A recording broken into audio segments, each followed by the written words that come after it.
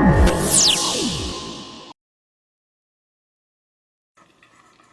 by a barking dog, Pharaoh, a human, scrambles up a tree. Arno, a young chimpanzee, calls off the dog. What is he to fear from a mere human? Suddenly, a blast of wind, a roar, then a crash. Pharaoh looks in wonderment. Arno turns and runs back to Chelo, his village, to report the strangeness to his father. Cautiously, Pharaoh emerges from the woods and creeps toward the giant, bullet-like object.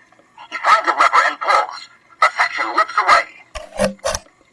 Strapped in contour seats, three humans sit slumped over, Jones, Burton, and Burke. Jones was dead. Pharaoh turns to Burton and Burke.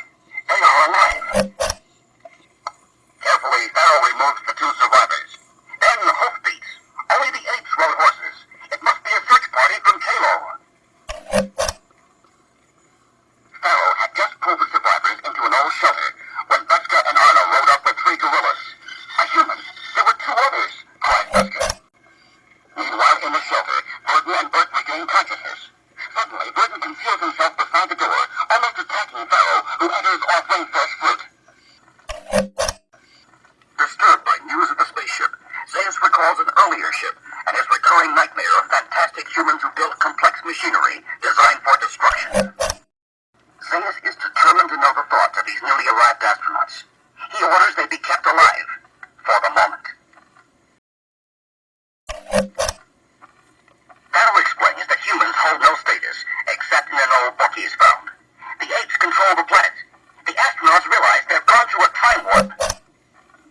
Desperate to check their chronometer, Pharaoh leads the astronauts to their spaceship. Pharaoh vainly attempts to distract an armed gorilla guard, and is shot. The astronauts are led away.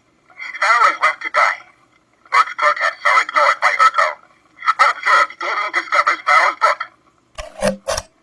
Before the council, Burton states his belief that all creatures are equal and should live in peace. But Urko insists the astronauts be put to death. Urko detonates a grenade he's stolen from Zeus. Would an ape go for the thing, he demands. Zeus orders a deeper probing of the astronauts' minds. Troubled by Pharaoh's book, Galen visits the astronauts and learns of a world beyond his imagination. Burton asks Galen to help him escape. Galen refuses.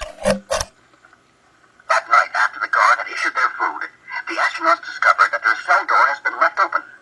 Suspecting a trap, they hesitate. An armed guard stops them. Galen intercedes. Zeus tells the astronauts, "Your kind once destroyed its world. Now poor Galen must die." The astronauts use Zeus as a decoy. The guard is summoned. Burke clubs Zeus, and the astronauts race to free Galen.